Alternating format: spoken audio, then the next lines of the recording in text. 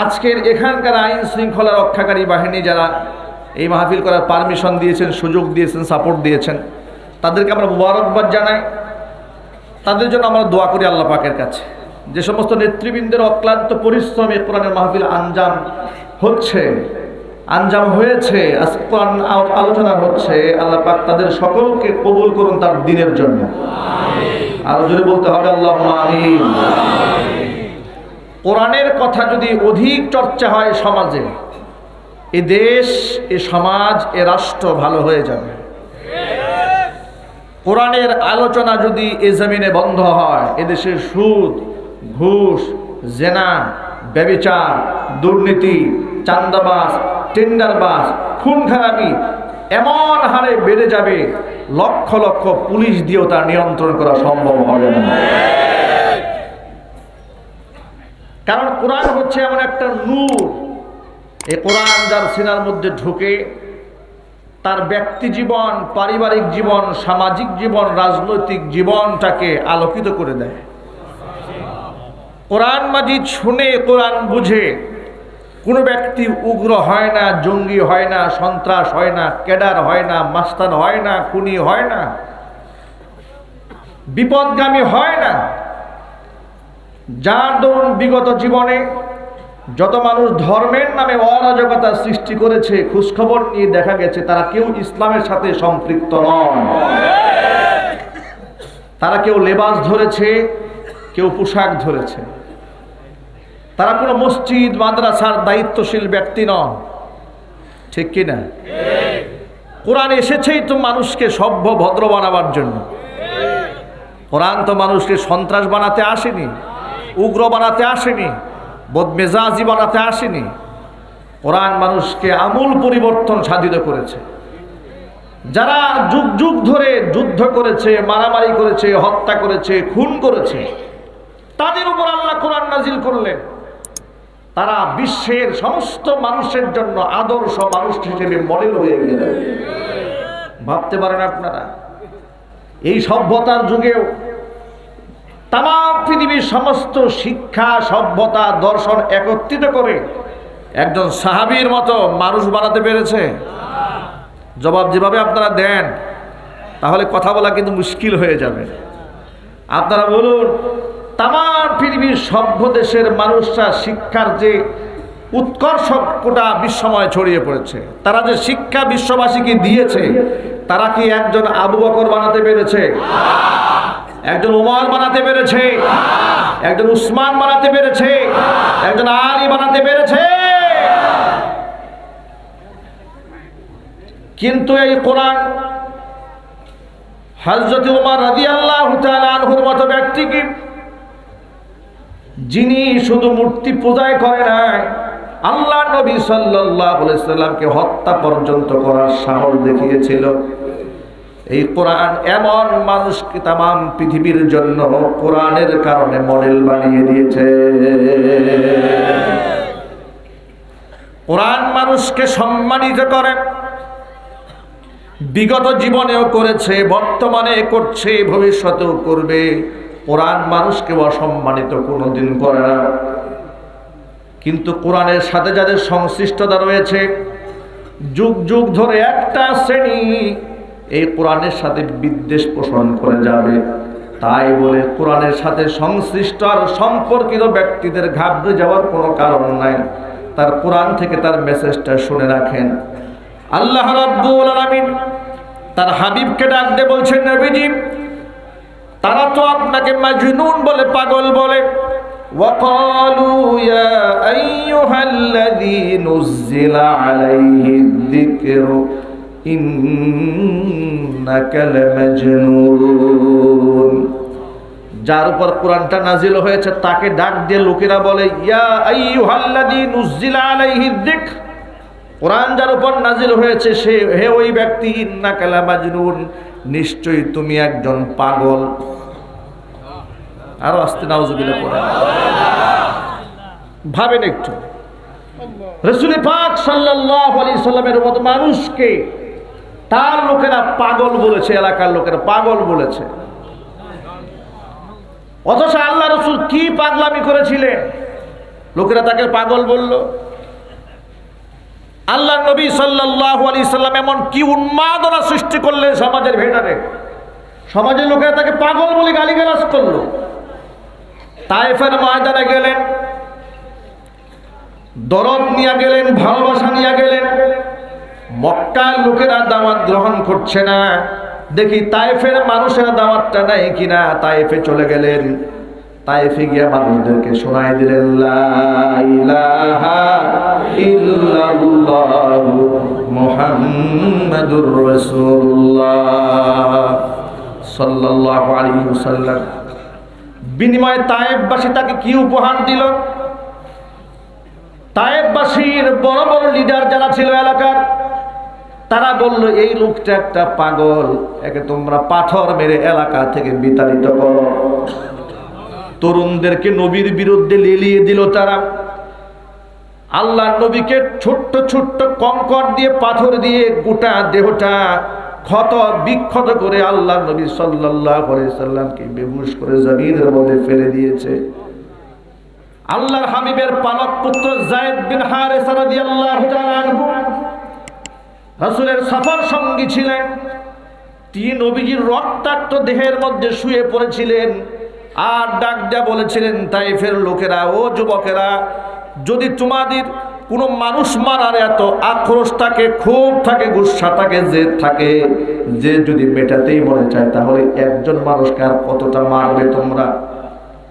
আমাকে মারো, তোমাদের ক্ষোভের বহিঃপ্রকাশ ঘটাও, আমাকে পিটাও, আমাকে মারো, আমাকে রক্তাক্ত করে দাও, কিন্তু এই মানুষটার গায়ে আর তোমরা হাত দিও না।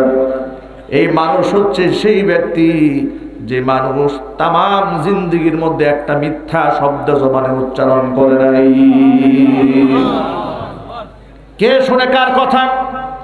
আল্লাহর হাবিবকে দুহাত ধরে টেনে হিসেওয়ালা দাঁড় করিয়ে দিল।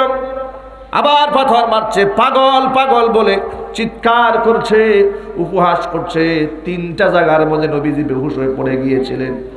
আল্লাহর নবী দাঁড়ালেন, জিবরিল আলাইহিস সালাতু ওয়াস সালাম চলে আসলেন। ইয়া রাসূলুল্লাহ, ইয়া হাবিবাল্লাহ, আল্লাহ আমাকে 600 নূরের ডানা দান করেছেন। ডানাগুলো ছোট্ট ছোট্ট পাখির ডানার মতো নয়। 2টা ডানা তামাম বিশ্বময় ছড়িয়ে দিলে আমার 2 পাখনার নিচে গোটা বিশ্ব আবৃত হয়ে যায়। তামাম পৃথিবী ঢেকে যায় আমার 2 পাখনার নিচে। এরকম 600 নূরের ডানা আল্লাহ পাক আমাকে দান করেছে।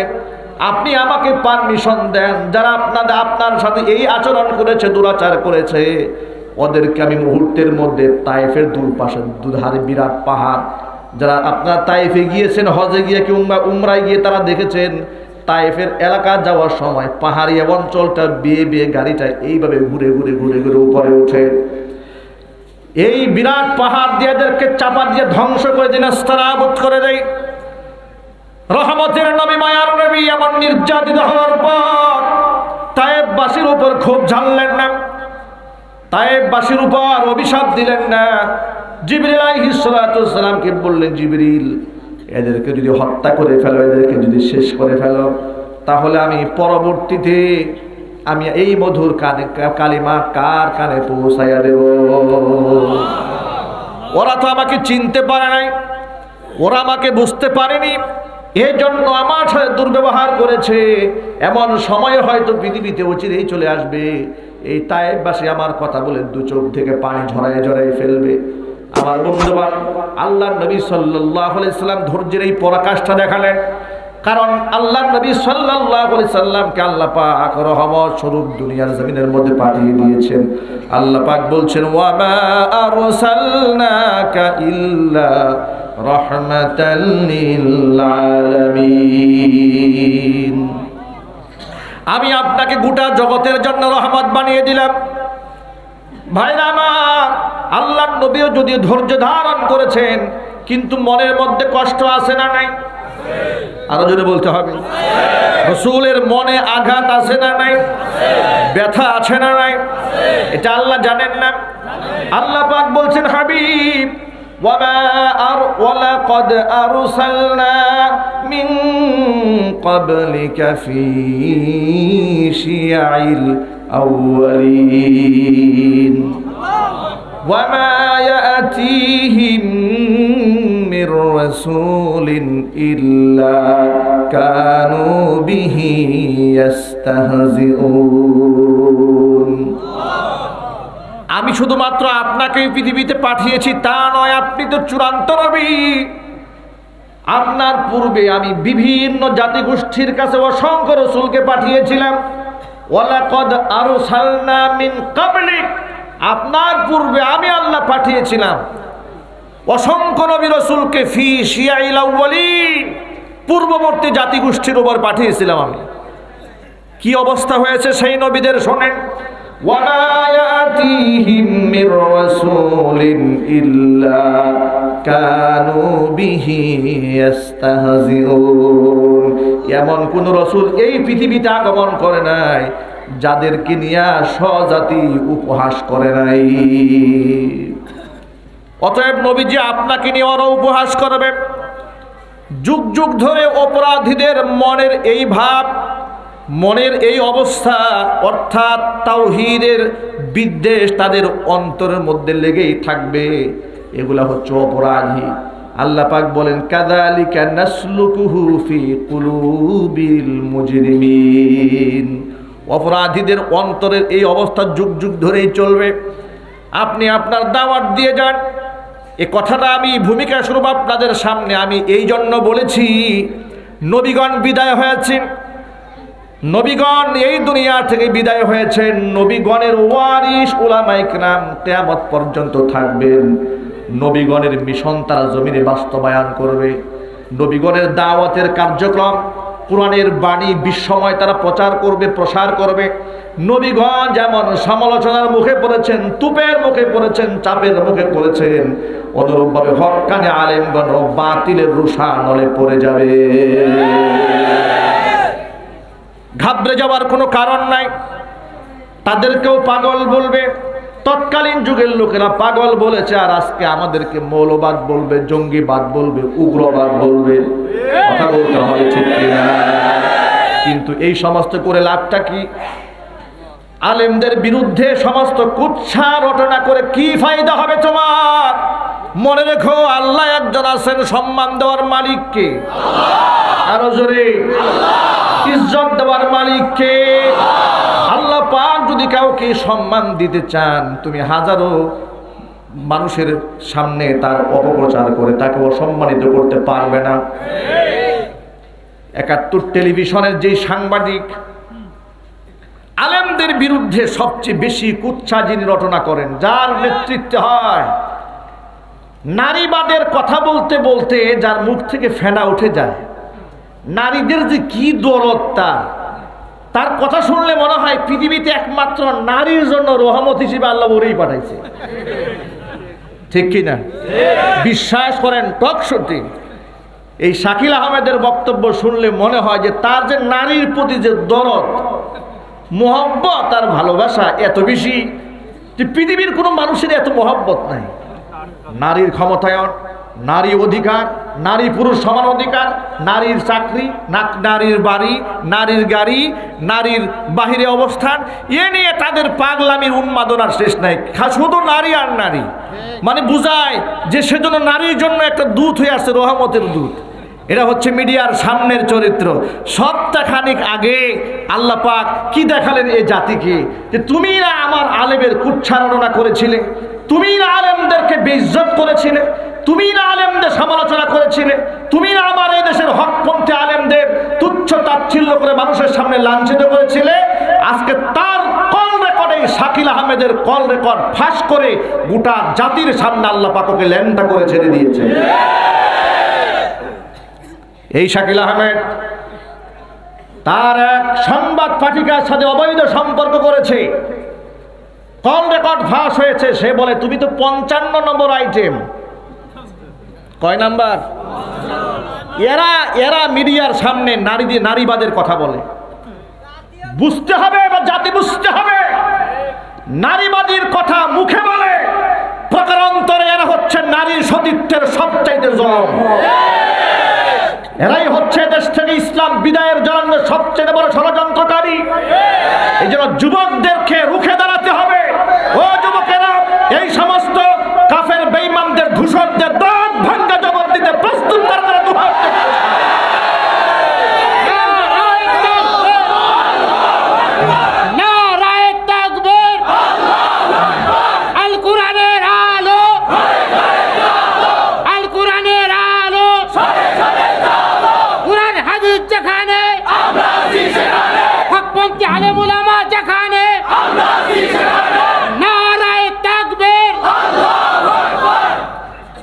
ওরা মুখে মিষ্টি মিষ্টি কথা বলে, এদের চরিত্রটা কত জঘন্য।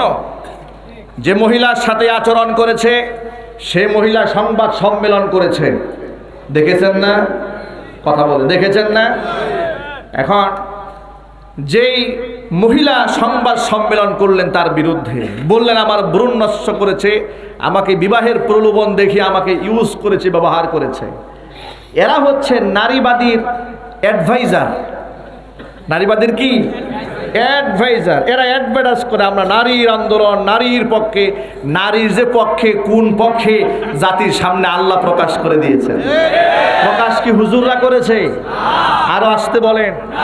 আলেমরা করেছে? প্রকাশ কে করেছেন? এখান থেকে শিক্ষা গ্রহণ করো, শিক্ষা গ্রহণ করো। আলেমদের মান ইজ্জত নিয়ে খেলা করো না। তুমি আলেমদের ইজ্জত নিয়ে তার জামা টানবে, আল্লাহ তোমার লুঙ্গি টেনে খুলে জাতির সামনে ল্যাংটা করে ছাড়বে। এই জন্য হক্কানি আলেমদের সাথে হৃদয়ের সম্পর্ক এ দেশ, এ জাতির, এ মানুষের রয়েছে। একটা প্রমাণ আপনাদেরকে দেই, লক্ষ্য করেন। বাংলাদেশের যত দল বলেন, দর্শন বলেন, যা কিছুই বলেন না কেন, যে কোনো প্রোগ্রাম করতে গেলে কোটি কোটি টাকা বরাদ্দ করতে হয় মানুষদেরকে তাদের বক্তব্য শোনাবার জন্য, ঠিক কিনা বলেন? আর আলেমদের বয়ান শোনাবার জন্য টাকা তো খরচ করতে হয় না, বরং নিজের পকেটের টাকা খরচ করে লোকেরা মাহফিলে উল্টা এসে দিয়ে যায়।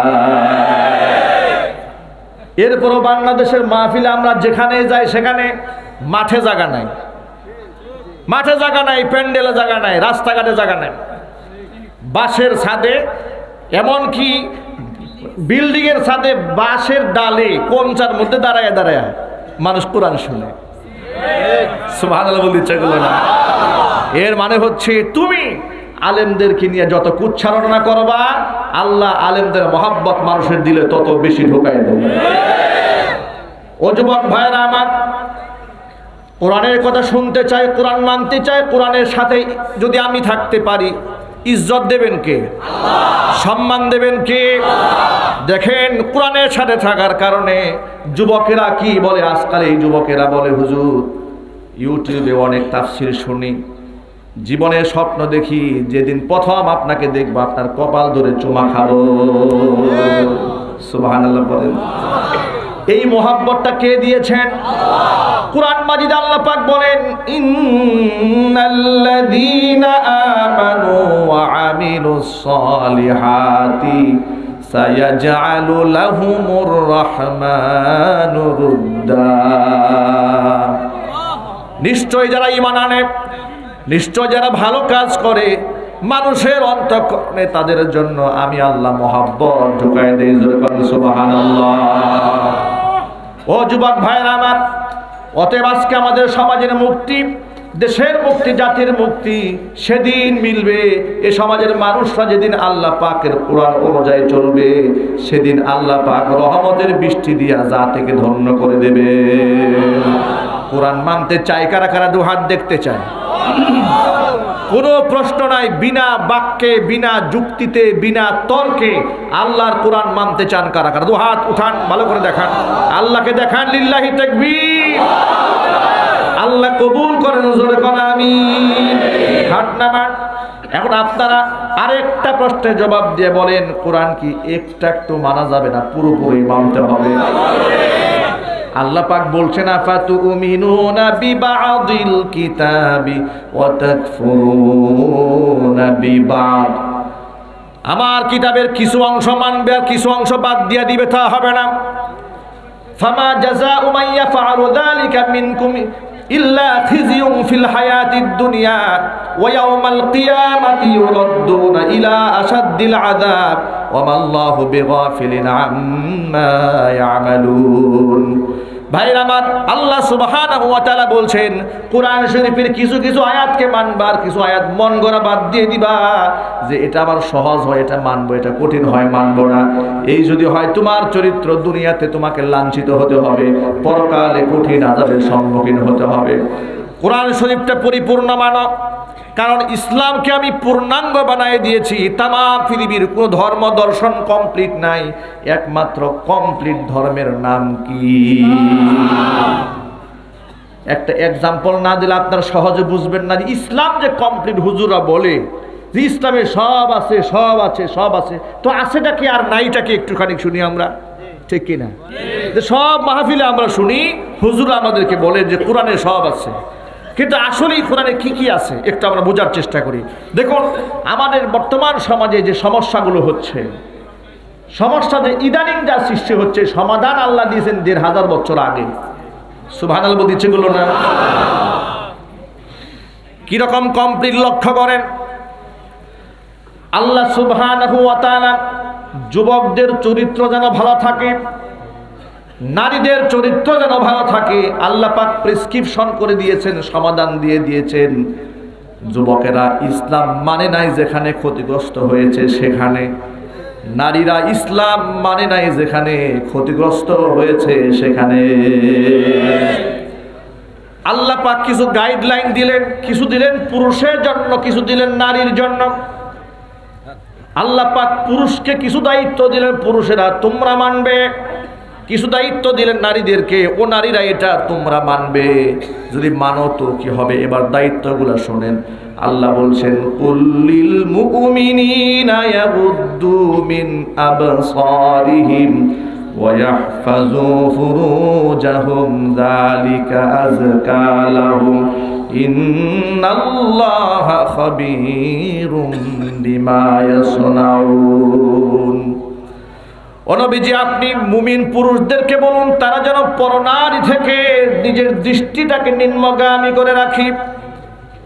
ওয়াহফাজু ফুরুজাহুম, লজ্জাস্থানকে যেন হেফাজত করে। যদি দৃষ্টিকে পরনারী থেকে নিম্নগামী করে রাখতে পারে আর লজ্জাস্থানকে হেফাজত করতে পারে, যালিকা আযকা লাহুম, এটা তাদের অন্তরাত্মা পরিশুদ্ধ হওয়ার জন্য বড় একটা সহায়ক মাধ্যম। সুবহানাল্লাহ। নারীকে ইফতিজিং করবে, তার গায়ে হাত দিবে, এটা তো অনেক দূরের কথা। আল্লাহ বলছেন পরনারীর প্রতি তোমার নজর পড়েছে, চক্ষুটাকে দৃষ্টিটাকে নিম্নগামী করো। প্রেসক্রিপশনগুলো খুব ভালো করে খেয়াল করবে। মানবতার সমাধান আল্লাহ কি সুন্দর করে দিলেন। পরনারী থেকে দৃষ্টিকে তুমি সংযত রাখো, নিজের লজ্জাস্থানকে হেফাজত করো, আর মনে রেখো তুমি যা করো তোমার সব খবর কিন্তু আমি আল্লাহ জানি। তুমি এ কথা মনে করো না ভুলেও।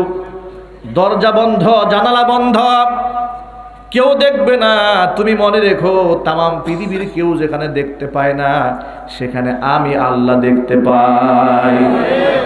ইন্নাল্লাহা লা ইয়াখফা আলাইহি শাইউন ফিল আরদি ওয়ালা ফিস সামা ওয়া হুয়াস সামিউল আলিম। মনে রেখো আসমান জমিনে এমন কিচ্ছু নাই যে আমার আড়ালে হয়, সব আমার চোখের সামনে হয়। সাবধান, নিজেকে কখনো একা ভেবো না। তোমার সাথে আমি ফেরেশতা দিয়ে রেখেছি, তোমার সমস্ত কাজ রেকর্ড করছে, আর আমি আমার দৃষ্টির ভিতরে গোটা আসমান জমিন সমস্ত কিছুকে কন্ট্রোল করি। বিশ্বাসটাকে কিভাবে বদ্ধমূল করেছেন সাহাবীরা। কয়লার টুকরা থেকে সোনার টুকরা তো এমনি হন নাই। সুবহানাল্লাহ। এগুলা পড়ে পড়ে, এগুলা জেনে জেনে, এগুলা শুনে শুনে সাহাবায়ে কেরাম কয়লার টুকরা যারা ছিলেন, নারীর সতীত্বের জম ছিলেন, যুগ যুগ ধরে বছরের পর বছর রক্তপাত করেছে। একজনের খেতে আরেকজনের উট কেন মুখ দিল, এতটুকুর অপরাধে 12 বছর 14 বছর খুনাখুনি হয়েছে। সেই মানুষদের কাছে আল্লাহ এই আয়াত নাজিল করলেন। তারা এমন সোনার মানুষে পরিণত হলেন, তারা নারীর সতীত্বের জম থাকলেন না, এক একজন নারীর পাহারাদার হয়ে গেলেন। কেমন পাহারাদার হলেন লক্ষ্য করেন। আল্লাহর নবীর সাহাবীগণ হিজরত করে মক্কা ছেড়ে মদিনায় গেলেন। মদিনায় যাওয়ার পরে মুহাজির সাহাবীদের তো থাকার ঘর নাই, বাড়ি নাই, আসবাবপত্র কিচ্ছু নাই। দিনের জন্য তারা সব কিছু কুরবান করে দিলেন। আনসারী সাহাবীদের সাথে মুহাজির সাহাবীদেরকে একসাথে একটা ঘর দিয়ে দিলেন। আনসারী সাহাবীরা এক একজন মুহাজির সাহাবীকে ভাগ করে নিয়ে নিলেন। ও নবীজি, ওই সাহাবীকে আমার সাথে দেন, তাকে আমার ভাই বানাই নিলাম। আমার ঘরে তার জন্য আমার দুটা ঘর আছে, একটা ঘর আমার আর একটা ঘর আমার এই মুসলমানের ভাইকে দিয়ে দিলাম। সুবহানাল্লাহ জোরে, আমার সাথে ভাগ করে দেন। আনসারী সাহাবী কেন বলা হয় জানেন? আনসার শব্দের অর্থ হচ্ছে সাহায্যকারী। আনসার মানে কি? সাহায্যকারী। মুহাজির মানে হিজরতকারী, মানে যারা মক্কা ছেড়ে মদিনায় হিজরত করে গিয়েছেন তারা হচ্ছে মুহাজির। তাদের মক্কাতে বাড়িঘর ছিল, ব্যবসা বাণিজ্য ছিল, টাকা পয়সা ছিল, সব ছিল। আপনারা কি হিজরত করা কি খুব সহজ কাজ মনে করেন? আপনাদের কি মনে হয় যে যেই সাহাবীরা হিজরত করেছেন খুব সহজ বিষয়টা ছিল? ভাবেন একটু, আপনি আপনার নিজেকে দিয়ে ভাবেন, আমি আমার নিজেকে দিয়ে ভাবি যে আমার যেখানে জন্ম হয়েছে, যেখানে আমার ব্যবসা বাণিজ্য, এই এলাকার নাম কি? বোয়ালমারী।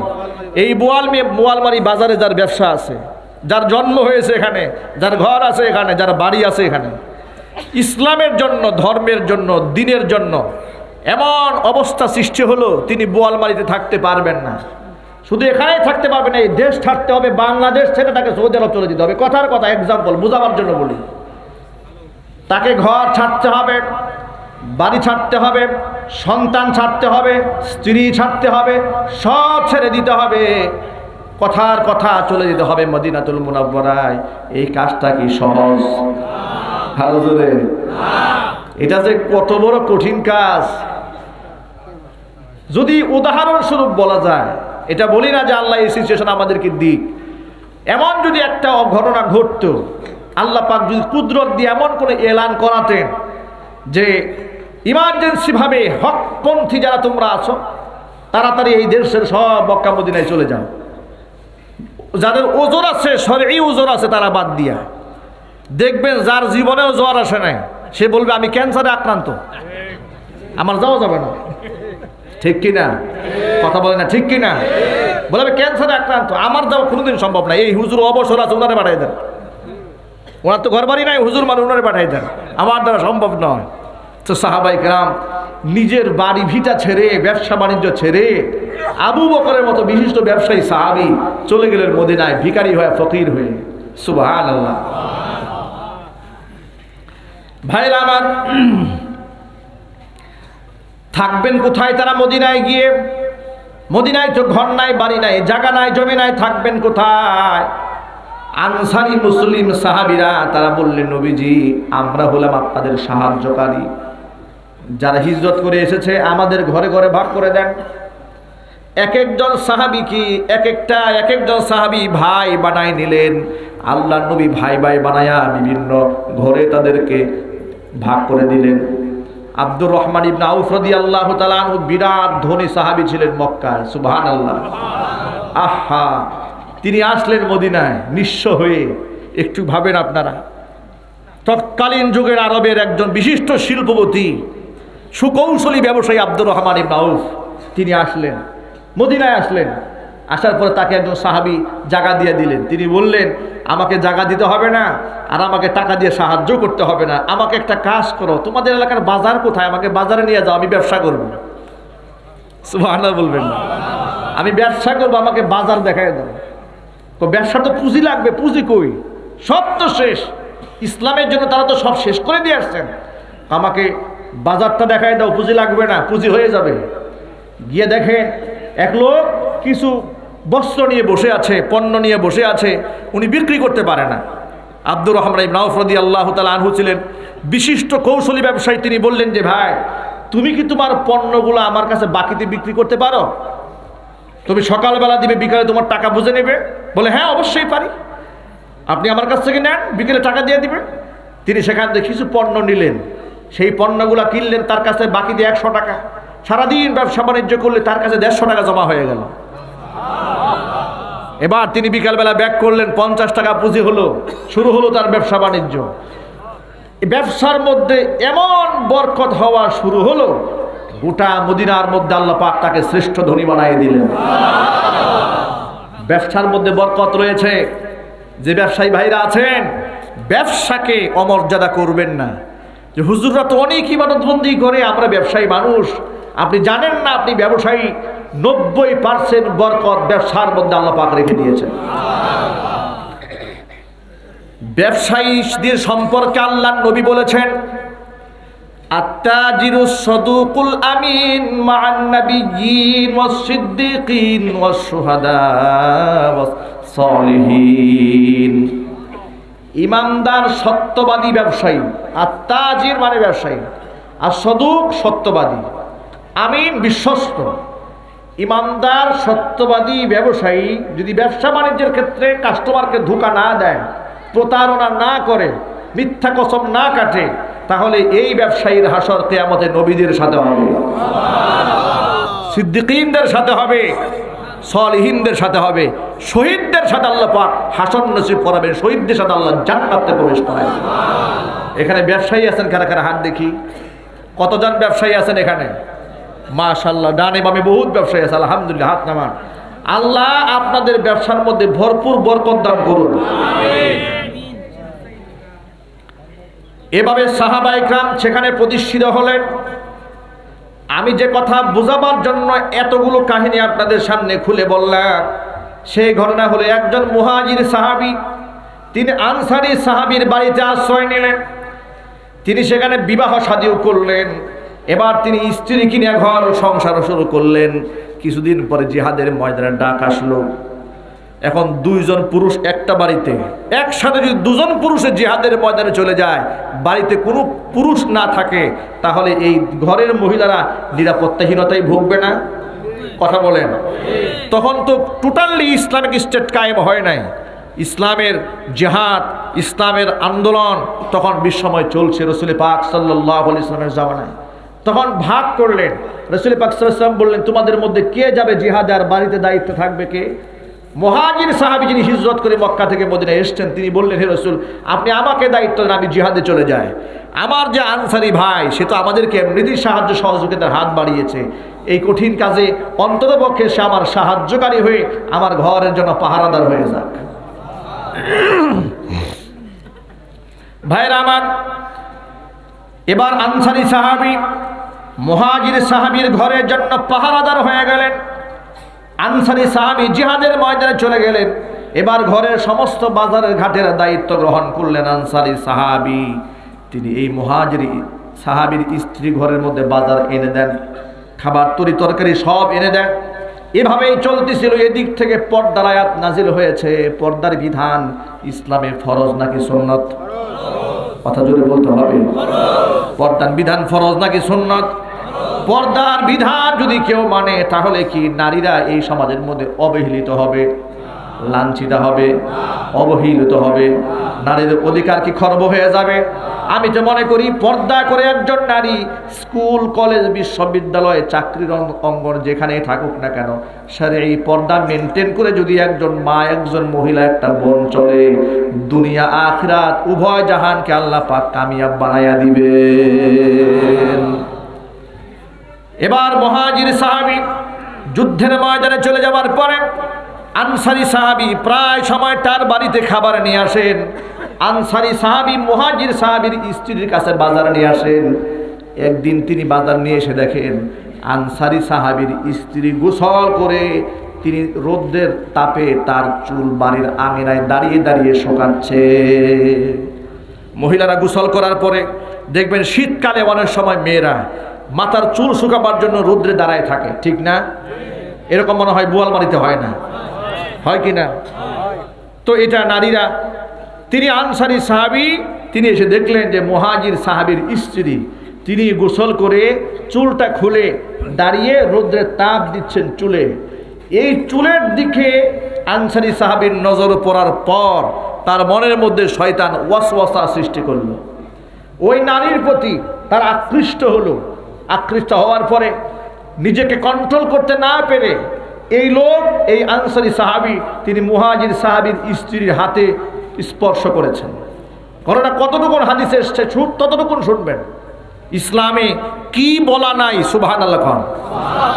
যারা নিজেদেরকে ফেরেশতা ভাবেন যে আমি মহিলাদের সাথে থাকলে আমার কোনো অসুবিধা নেই, আমার মনটা খুব ভালো, যে এই পীর সাহেব নাই সমাজে সুশীল, এরা বলে হুজুর নাই কি কথা বলে এগুলা, আমাদের মন তো খুব ভালো। ওই যে ৭১-এর শাকিলের মতো নারীবাদ, যে নারীরা ঘরের বাইরে থাকবে, তারা প্যান্ট শার্ট পরবে, জিন্স পরবে, টি শার্ট পরবে, পুরুষদের সাথে বৈশা বৈশা কফি খাবে আর টকশো করবে, গরম বানায় ফেলবে টেলিভিশন, এদের চাপার গরমে দেশবাসী অস্থির হয়ে যাবে।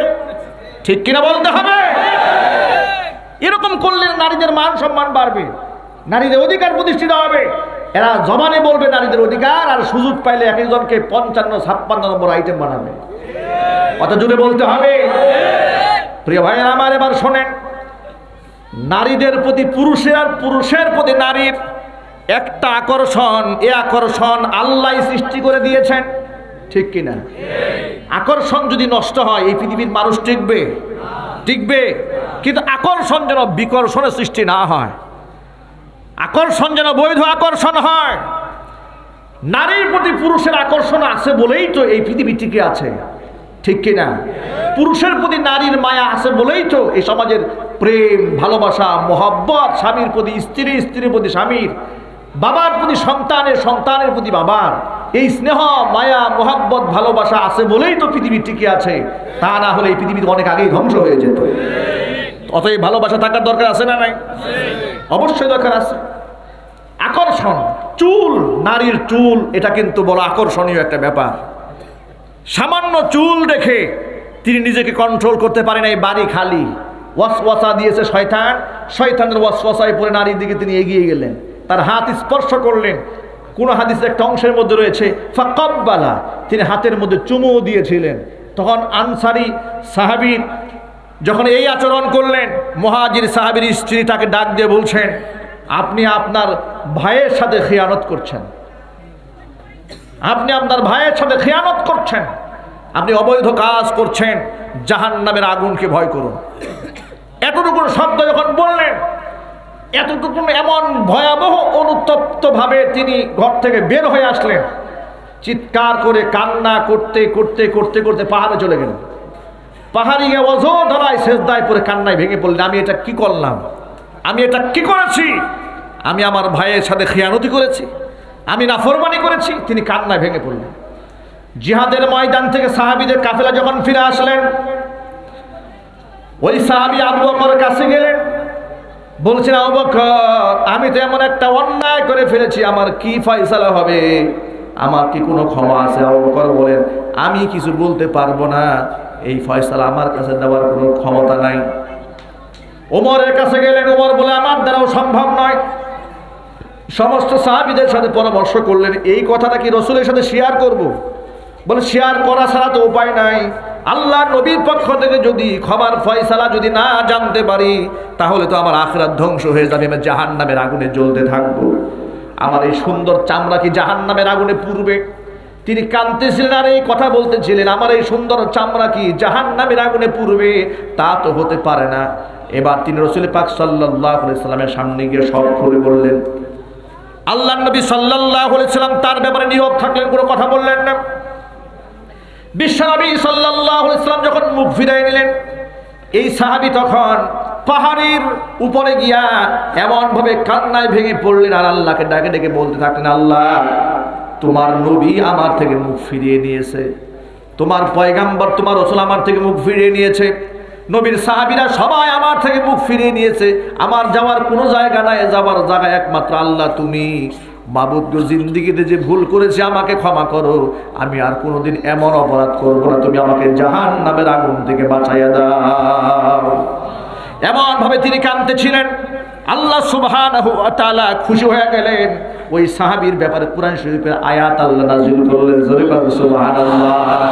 আল্লাহ পাক বলছেন, ইমানদার বান্দাদের অবস্থা লক্ষ্য করো, ওয়াল্লাযীনা ইযা ফাআলু ফাহিশাতান আও যালামু আনফুসাহুম যাকারুল্লাহা ফাস্তাগফিরু লিযুনুবিহিম ومن يغفر الذنوب إلا الله ولم يصروا على ما فعلوا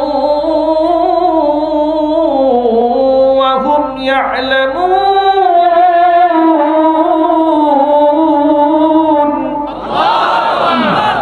আল্লাহ পাক বলেন ইমানদার বান্দাদের স্বভাব হলো ওয়াল্লাযীনা ইযা ফাআলু ফাহিশাতান, কোন অন্যায় কাজ যদি তারা করে ফেলে, আও যালামু আনফুসাহুম, নিজের উপর তারা জুলুম করে বসে, যাকারুল্লাহ, যখন আমি আল্লাহর কথা মনে পড়ে যায়, ফাস্তাগফারু লিযুনুবিহিম, তাদের অন্যায়ের জন্য তারা ক্ষমা প্রার্থনা করে। আর ওয়া ইয়াগফিরুয যুনুবা ইল্লাল্লাহ, আমি আল্লাহ ছাড়া তো কেউ গুনাহ ক্ষমা করতে পারি না। আল্লাহ ছাড়া কেউ গুনাহ মাফ করাতে পারে? কোনো পীর সাহেব পারবে? কোনো হুজুর পারবে? কোনো আলেম পারবে? কোনো ফকির দরবেশ পারবে? গুনাহ একমাত্র কে মাফ করাতে পারবে? আল্লাহ পাক বলছেন আমি ছাড়া কেউ গুনাহ ক্ষমা করতে পারি না, একমাত্র আমিই তো গুনাহ ক্ষমা করে দিতে পারি, আর কেউ পারে না। ওয়ালাম ইউসিররু আলা মা ফাআলু ওয়া হুম ইয়ালামুন, যে অন্যায় তারা করেছিল সেই অন্যায়ের উপর তারা অবিচল থাকে না, ফিরে আসে। এই সমস্ত বান্দা যারা, তাদের জন্য হচ্ছে উলাইকা জাযাউহুম মাগফিরাতুম মির রাব্বিহিম ওয়া জান্নাতুন তাজরি মিন তাহতিহাল আনহার খালিদিনা ফিহা ওয়া নি'মা আজরুল আমিলিন।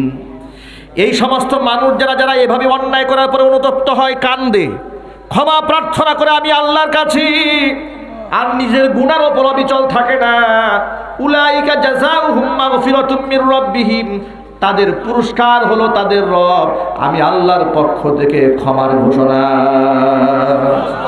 আল্লাহু আকবার, জোরে বলতে হবে। তাদের জন্য আমি আল্লাহর পক্ষ থেকে ক্ষমার ঘোষণা।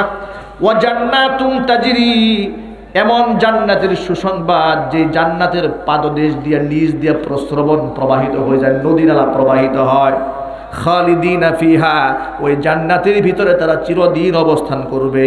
ওয়া নি'মা আজরুল আমিলিন, আর যারা নেক কাজ করে তাদের পুরস্কার কতই না উত্তম। যুবক ভাইরা, এই ঘটনা শোনাবার উদ্দেশ্যটা লক্ষ্য করে আমি আপনাদের সামনে কেন এই ঘটনা শোনালাম। সাহাবী যখন, আনসারী সাহাবী, মুহাজির সাহাবীর স্ত্রীর গা যখন স্পর্শ করেছে, হাতে ধরে চুম্বন করেছে, এই দৃশ্যের কথা পৃথিবীর কেউ তো হয়তো নাও জানতে পারত, গোপনেই তিনি সমাধান করে ফেলতে পারতেন, কিন্তু ঈমান তাকে কোন পর্যায়ে পৌঁছে দিয়েছে, তিনি পাগল পারা হয়ে গিয়েছিলেন। সাহাবীদের দাঁড়ে দাঁড়ে ঘুরেছেন সমাধানের জন্য, কি হবে, কি করলে আল্লাহ মাফ করবে। সুবহানাল্লাহ, কি করলে আল্লাহ আমাকে ক্ষমা করবে, কি করলে আল্লাহ আমাকে মাফ করবে।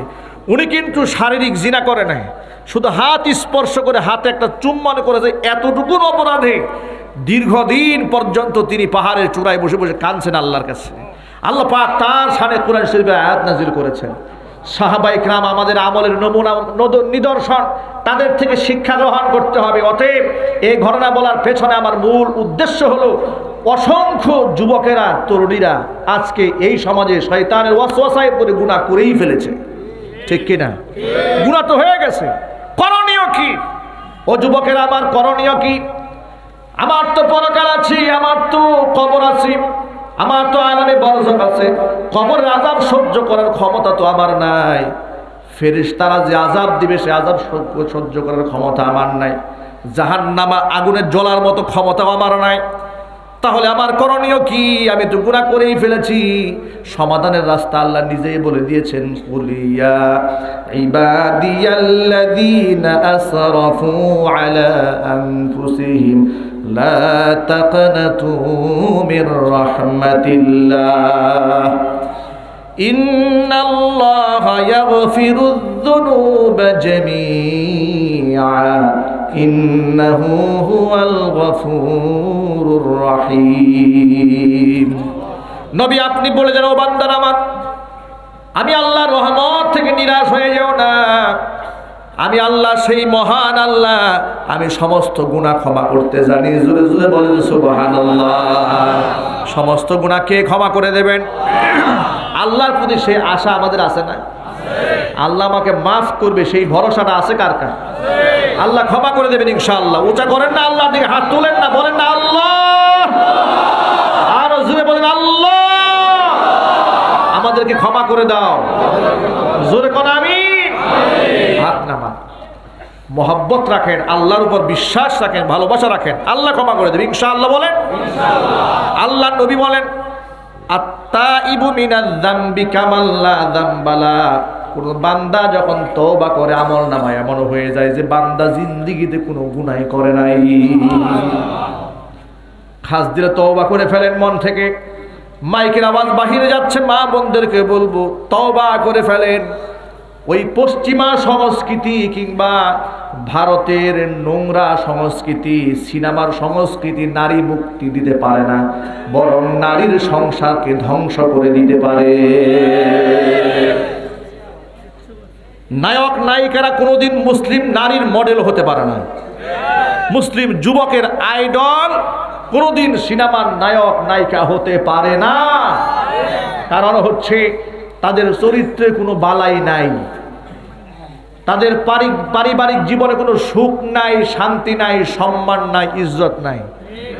তারা বিশ্ব সুন্দরী বিবাহ করে, কিন্তু সপ্তাহ দুই এক গেলে বিশ্ব সুন্দরী তার কাছে কুৎসিত মনে হয়, আর ভালো লাগে না, তাকে চেঞ্জ করতে হয়।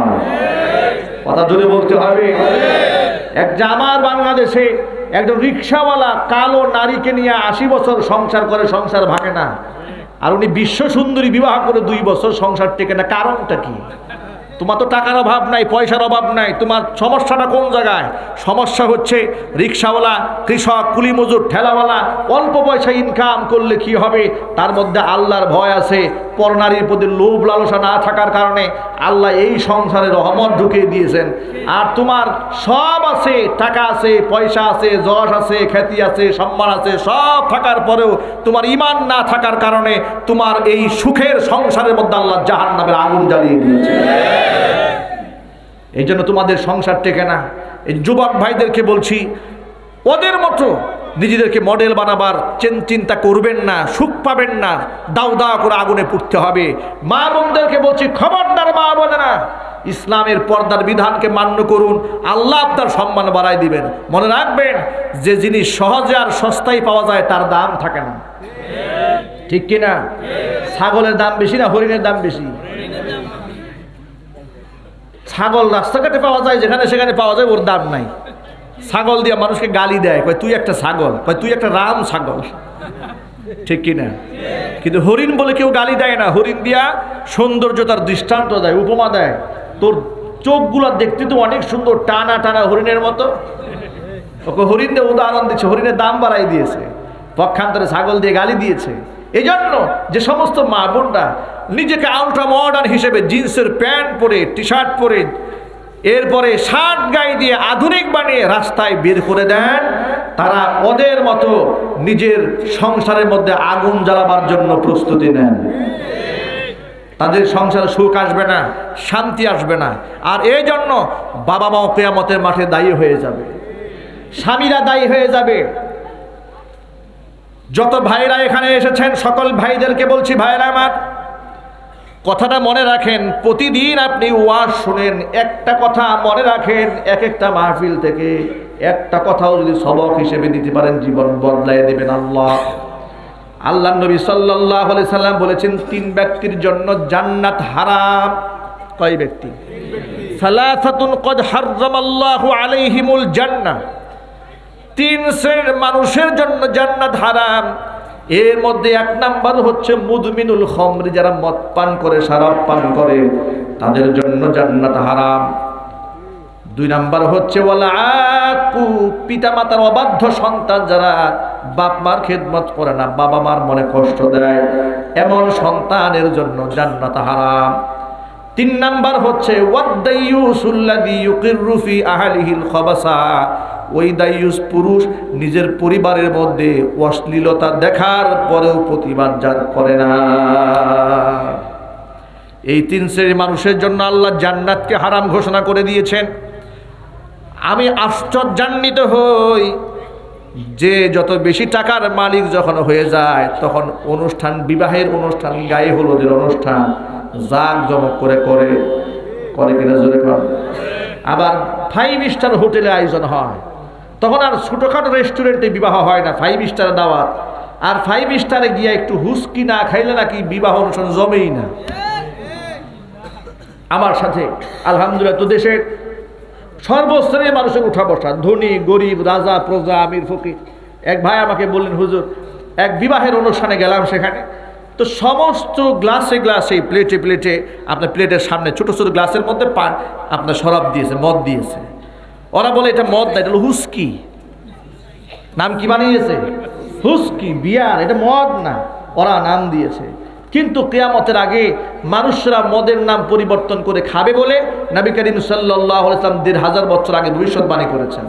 আজকে এই সমাজের লোকেরা মদের নাম চেঞ্জ করে বিয়ার বানিয়ে, হুস্কি বানিয়ে মুসলমান পান করছে। যদি বলেন নাউযুবিল্লাহি মিনাল্লাহ, এই মদের সাথে মুসলমানের সম্পর্ক থাকবে না। যুবকদেরকে ওয়াদা করতে হবে, আমি মরেও যদি যাই 1 ফোঁটা মদ আমাকে কেউ গেলাতে পারবে না। ওয়াদা করতে পারবেন ইনশাআল্লাহ? আল্লাহ কবুল করে, জোরে কোন আমিন। হাত নামা। আল্লাহ নবী বলেছেন, কোন ব্যক্তি যদি একবার 1 ঢুক মদ পান করে 40 দিন পর্যন্ত তার কোন রুকু সিজদা আল্লাহর দরবারে কবুল হবে না। 1 ঢুক মদ খেলে 40 দিন পর্যন্ত নামাজ রোজা সব শেষ। ভাবতে পারেন আপনারা, 1 ঢুক মদ পান করলে 40 দিনের ইবাদত শেষ। আর যদি 1 দিরহাম পরিমাণ সুদ খান, সুদ, নবী করিম সাল্লাল্লাহু আলাইহি সাল্লাম বলেছেন, দিরহামু রিবা ইয়াকুলুহুর রাজুলু ওয়া হুয়া ইয়ালাম আশাদ্দু মিন 36 জানিয়াতান। 36 বার জিনা করলে যে গুনাহ হয়, 1 দিরহাম সুদ খাইলে তার চেয়ে বেশি গুনাহ হয়। আর সেই সুদ আজকে মুসলমানের দোকানে দোকানে, ঘরে ঘরে সুদ, ঠিক কি না? সুদ না খাইলে যেন ব্যবসায় হয় না। আল্লাহ আল্লাহ আমাদেরকে মাফ করো, যদি বলেন না আমিন। এই জন্য সকল ভাইদেরকে বলি, ভাইয়েরা আমার, দায়িত্ব নিতে হবে সকলকে। আমার সংসারের দায়িত্ব, পরিবারের দায়িত্ব আমাকে গ্রহণ করতে হবে। জাহান্নামের আগুন থেকে নিজেকে বাঁচাতে হবে, অনুরূপভাবে পরিবারের সদস্যদেরকেও জাহান্নামের আগুন থেকে বাঁচাতে হবে। আল্লাহ পাক কোরআনে প্রেসক্রিপশন দিচ্ছেন, দৃষ্টিকে নিম্নগামী করে রাখো, লজ্জাস্থানকে হিফাজত করো। দায়িত্ব দিয়ে দিলেন পুরুষদেরকে। এবার আপনারা বলেন, পুরুষদেরকে আল্লাহ দায়িত্ব দেওয়ার পরে মহিলাদের কোনো দায়িত্ব নাই? কথা বলে না কেন? ইদানিং দেখবেন সুশীলরা কি বলে জানেন? সুশীলরা বলে মেয়েরা তার পছন্দ মতো জামা পরবে, পুরুষরা ধর্ষণ করবে কেন, এটা পুরুষের দোষ। তার মানসিকতায় সমস্যা, নারীর কোনো সমস্যা নাই। মানে উনি হাফ প্যান্ট পরে থাকলেও নারীর কোনো সমস্যা নাই, উনি জিন্স পরলেও নারীর কোনো সমস্যা নাই। আচ্ছা, যারা এই ধরনের উদ্ভট কথাবার্তা বলে, এদের কি মাথা ঠিক আছে? আরো জোরে বলেন। আমি উদাহরণ দিয়ে অনেক জায়গায় এই কথাটা এভাবে বলি, বিড়ালের নাকের ডগায় যদি সুটকি দিয়া, বিড়ালের নাকের সামনে সুটকি দিলেন, আর ঢাকা থেকে, গাজীপুর থেকে বড় বড় বক্তাদেরকে দাওয়াত দিয়ে 3 ঘন্টা ওয়াজ শোনাইলেন বিড়াল রে, এরে বিড়াল, এই সুটকি খাইলে কবিরা গুনাহ হবে, এই সুটকি খাইলে 100 দুর্রা মারা হবে। বিড়াল বলবে, আমার নাকের ডগার মধ্যে সুটকি দেওয়ার পরে 100 দুর্রার যে বিধান করেছে, ওর পাছার মধ্যে 200 দুর্রা মারা উচিত, ঠিক কিনা? ওর পাছায় 200 দুর্রা মারা উচিত। আজকে সমাজের তথাকথিত সুশীলরা বলবে, নারীবাদীর নামে বলবে, নারীরা পর্দা ছাড়া চলবে, হিজাব ছাড়া চলবে, বুরকা ছাড়া চলবে। মৌলবাদরা সহ্য করে না, মৌলবাদরা খালি বুরকা বুরকা বুরকা বলে।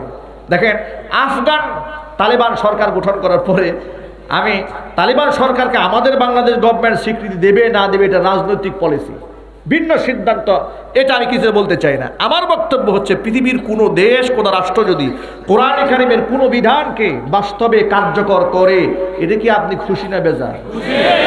আরো আসতে বলেন, নাকি খুশি হইতেও ভয় লাগে? তালেবান না সেখানে পর্দা বাধ্যতামূলক করেছে, এতে কি আপনারা বেজার হয়েছেন কারা কারা? এখানে আওয়ামী লীগ, বিএনপি, জামাত ইসলাম সব দলের লোকেরা তো আছেন। খুশি কারা কারা? হাত দেখি। মাশাআল্লাহ। দেখেছেন, এদেশে সবাই কিন্তু ইসলাম চায়, কিন্তু অদৃশ্য কোন একটা শক্তি যেন আমাদের জবানকে টেনে ধরতে চায়, ইসলামের লাগামকে টেনে ধরতে চায়। তারা শুনে রেখো, সেদিন বেশি দূরে নয়, ইসলামের পতাকা গোটাই জমিনের মধ্যে পট করে উঠবে এবং এই মানুষদের হাতে উঠবে। কথা বলতে হবে মুসলমান, ঠিক কিনা? ও যুবকেরা আমার, আফগানে তালিবান সরকার সেখানে নারীদের জন্য হিজাব বোরকা বাধ্যতামূলক করে দিলেন। বোরকা বিক্রি বেড়ে গেল, কিন্তু দুঃখজনকভাবে বোরকা বাধ্যতামূলক হলো আফগানে, আর ঘুম হারাম হয়ে গেল বাংলাদেশের সাংবাদিকদের।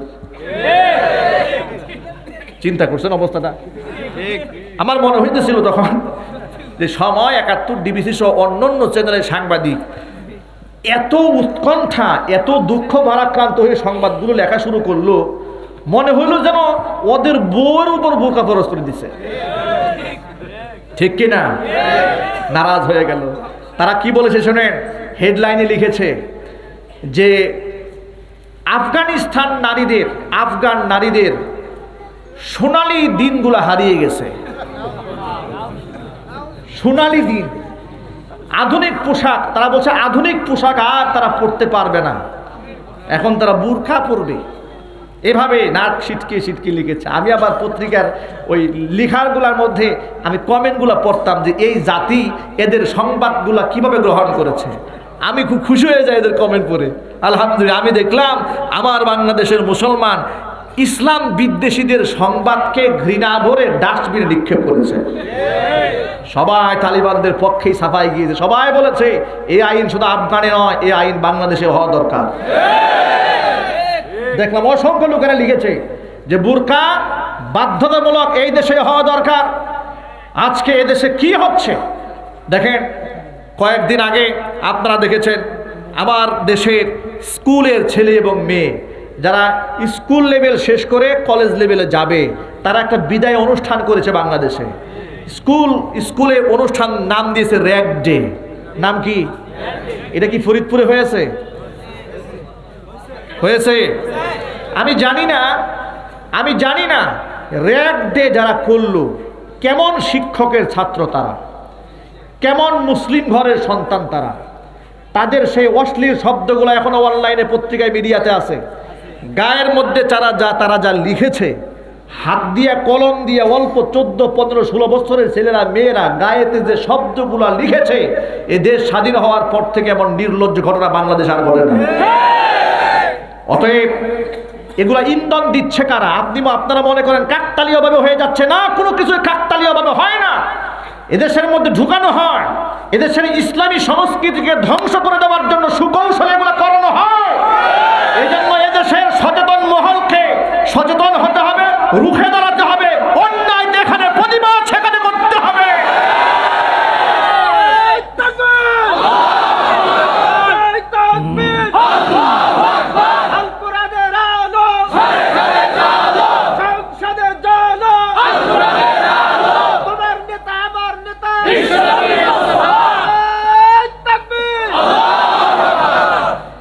একদিক থেকে মাদ্রাসাগুলোর মধ্যে বিদায়ী অনুষ্ঠান হয়েছে, কোরআন তেলাওয়াতের মাধ্যমে, দুয়ার মাধ্যমে, চোখের পানি ছেড়ে আল্লাহর কাছে কান্না করে মাদ্রাসার ছেলেরা, এসএসসি পরীক্ষার্থী যারা, তারাও স্কুল মাদ্রাসা থেকে বিদায় নিয়েছে। একদিক থেকে এই দৃশ্য আমাদের চোখের সামনে এসেছে, আরেক দিক থেকে র্যাগ ডের নামে এমন বাজে অশ্লীল দৃশ্য আমাদের চোখের সামনে ভেসে উঠেছে। মিডিয়াতে প্রচার করেছে, মিডিয়া কর্মীদেরকে আমি ধন্যবাদ জানাই, তারা এই বিষয়টাকে ঘৃণা ভরে উপস্থাপন করেছে। ছেলে মেয়েদের কোনো ভেদাভেদ সেখানে ছিল না, নাউযুবিল্লাহি মিন যালিক। ছেলে মেয়েদের কোনো ভেদাভেদ নাই, ছেলে মেয়ে একসাথে নাচতেছে, একজনের স্পর্শকাতর জায়গায় আরেকজন লিখতেছে কলম দিয়া। এটা মুসলমানদের দেশে হবে আর আমরা মুখ বুঝে সহ্য করব? আমরা চুপচাপ থাকবো আর বলবেন হুজুররা কিচ্ছু বললেন না, কিচ্ছু বলে খালি নরম নরম ওয়াজ করেন? এ সমস্ত প্রতিবাদ যদি মঞ্চে না হয়, এ দেশ তো ধ্বংস হয়ে যাবে। এজন্য আলেমদের ইমানি দায়িত্ব হচ্ছে সমাজে যেখানে অন্যায় হবে আলেমরা তার প্রতিবাদ জানাবে, এবং সেই প্রতিবাদী ভাষার সাথে বাংলাদেশের 17 কোটি মুসলমানের কণ্ঠকে মিলাতে হবে। আলেমদের হাতে হাত রাখতে হবে, কোরআনের পক্ষে কথা বলতে হবে, কোরআনের পক্ষে লড়তে হবে, কোরআনের পক্ষে মরতে হবে। রাজি আছেন না?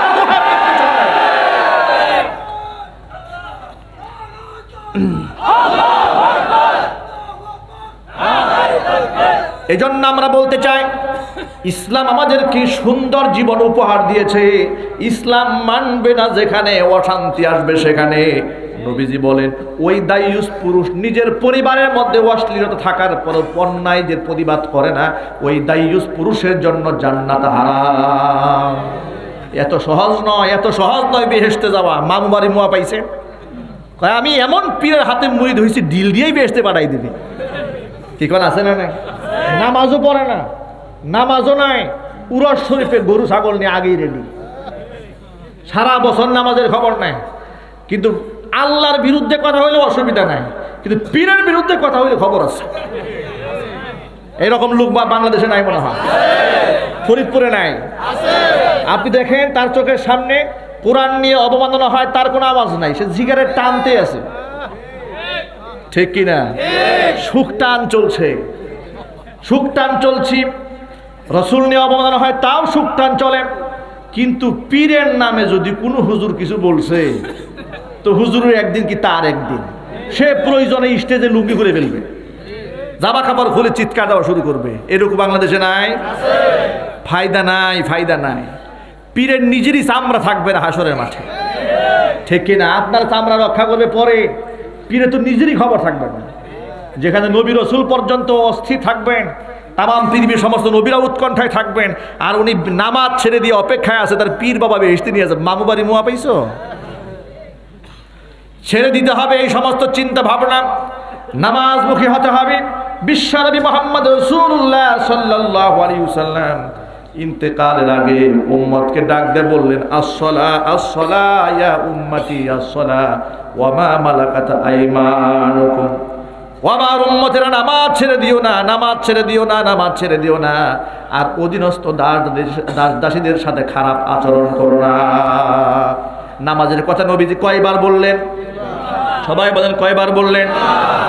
আমরা তো গর্বের সাথে অনেক সময় বলি মুসলমানের দেশ, 95% মুসলমানের দেশ, 92% মুসলমানের দেশ। আসলে আল্লাহ যেন আমাদের এই কথাটাকে কবুল করেন, জোরে কোন আমিন। আসলে কোরআন হাদিসের যে মানদণ্ড দেওয়া হয়েছে, কোরআনে যে থার্মোমিটার দেওয়া হয়েছে, ইমান মাপার যে স্কেল দেওয়া হয়েছে, সেই স্কেল অনুযায়ী বাংলাদেশে কি 92% মুসলমান আছে? আরো জোরে। আমার তো মনে হয় তখন 90% কাফের ধরা পড়বে, আর 10% মুসলমান পাওয়া যাইতে পারে। তাই যদি না হয়, এদেশে যদি সত্যিকার অর্থে 92% মুসলমান সত্যিকার অর্থে যদি থেকেই থাকতো, তাহলে এই দেশের কোনো টাকলা পাগলা ছাগলা দাড়ি নিয়ে তামাশা করার সাহস হতো না। 92% মুসলমান যদি এদেশে বসবাস করেই থাকতো, দাড়ি কামাই দেব, ফতুয়া বন্ধ করে দেব, এমন দৃষ্টতামূলক শব্দ জবান থেকে কোনো বেঈমান উচ্চারণ করতে সাহস দেব না। সাহস পায় কি করে? প্রকৃত মুসলমানের অভাব রয়েছে বাংলাদেশে। এই জন্য প্রকৃত মুসলমান হয়ে যেতে হবে। কালক্ষেপণ বহুত হয়েছে, সময় বহুত লস করেছি আমরা আর সময় লস করতে চাই না। পরাজয়ের মালা নিয়ে আমরা আর লাঞ্ছিত হয়ে থাকতে চাই না। আমরা কিয়ামতের মাঠে নবীজির শাফাআত চাই। বিশ্বনবী মুহাম্মদ রাসূলুল্লাহ সাল্লাল্লাহু আলাইহি ওয়াসাল্লামের শাফাআত পেতে চাই। হুজুরের হাতে হাউজে কাউসার পান করতে চাই। নবীজির হাতে হাউজে কাউসার চান কারা কারা? নবীজির হাতে হাউজে কাউসার পেতে চান কারা কারা? আল্লাহ তুমি আমাদেরকে কবুল করে নাও, জোরে কোন আমিন। হান্নামান আল্লাহ নবী সাল্লাল্লাহু আলাইহি ওয়াসাল্লাম একদিন বললেন, আমার উম্মতকে কিয়ামতের মাঠে আমি আলাদা করে বাছাই করে নেব। মা আয়েশা সিদ্দিকা রাদিয়াল্লাহু তাআলা আনহা বললেন, নবীজি আপনার এই আদম আলাইহিস সালাম থেকে শুরু করে কিয়ামত পর্যন্ত কত মানুষ দুনিয়াতে আসবে, মানুষ তো দেখতে একই রকম, বুঝবেন কেমনে কোনটা নূহ আলাইহিস সালামের উম্মত, কোনটা ইব্রাহিম আলাইহিস সালামের উম্মত, কোনটা ঈসা আলাইহিস সালামের উম্মত, আর কোনটা মুহাম্মদ সাল্লাল্লাহু আলাইহি ওয়াসাল্লাম আপনার উম্মত, আপনি বুঝবেন কিভাবে? মা আয়েশা রাদিয়াল্লাহু তাআলা আনহার প্রশ্নের জবাবে আল্লাহর হাবিব বললেন, আয়েশা রে, অনেকগুলা ঘোড়া যদি একটা পালের মধ্যে থাকে, আর সেখানে কিছু ঘোড়া যদি কপালের মধ্যে সাদা সাদা দাগওয়ালা থাকে, গুররাম মুহাজ্জালিন, যদি এইরকম থাকে, হাতের মধ্যে দাগ, কপালের মধ্যে দাগ, পায়ের মধ্যে দাগ, তাহলে কি ঘোড়ার মালিকের এই সাদা কপালওয়ালা ঘোড়াকে বাছাই করতে কষ্ট হবে? মা আয়েশা বলেন, মোটেও কষ্ট হবে না। হুজুর বলেন, আয়েশা রে শোনাম, যে উম্মতরা দুনিয়াতে 5 ওয়াক্ত নামাজ পড়েছে, 5 বার যারা ওযু করেছে, তাদের ওযুর অঙ্গ প্রত্যঙ্গ আমি নবী নূর দ্বারা চমকাইতে দেখব। নূর দেখে দেখে আমি বাছাই করে নেব। ও মুসলমান ভাইরা আমার, এর মানে হচ্ছে যারা বেনামাজি হবে তাদের চেহারার মধ্যে নূর থাকবে না, ঠিক কিনা? তাদের চেহারার মধ্যে কোনো নূর থাকবে না। নামাজীদের চেহারার মধ্যে আল্লাহ পাক নূর চমকায় দিবেন। আবু হুরায়রা রাদিয়াল্লাহু তাআলা আনহু ওযু করার সময় ওযু করতে করতে আমরা হাত ধুই কোন পর্যন্ত তিনি বুগল পর্যন্ত ধুয়ে ফেলতেন।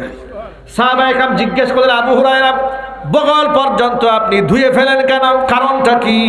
আবু হুরায়রা রাদিয়াল্লাহু তাআলা আনহু বলেন, আমি নিজের কানে নবীজির মুখে শুনেছি হুজুর বলেছেন ওযুর পানি যে অঙ্গ স্পর্শ করে ওই অঙ্গের মধ্যে কিয়ামতের নূর চমকাবে।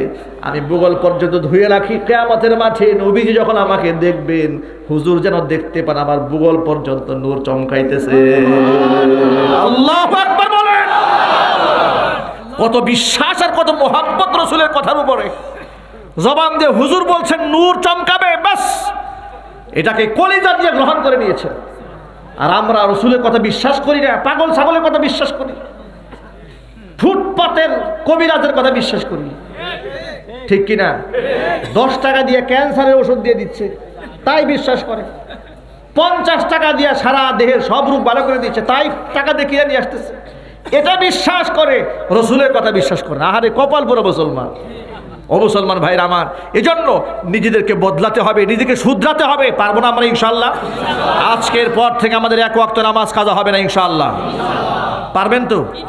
রাজি আছেন কারা কারা? আজকের পর থেকে 1 ওয়াক্ত নামাজও কাজা হবে না ইনশাআল্লাহ। আল্লাহ তুমি আমাদেরকে কবুল করে নাও। আর চিল্লা করে আমিন। হাত নামান। এই দাওয়াতটা মা বোনদেরকে পৌঁছায় দেবেন। আমার কণ্ঠের আওয়াজ মা বোনরাও শুনতে পাচ্ছেন। মা বোনদেরকে বলছি, আপনাদের জন্য বেহেশতে দেওয়া খুব সহজ, নিজেরা কঠিন বানাবেন না। আপনাদের জন্য রাসূল বেহেশতে দেওয়ার রাস্তাকে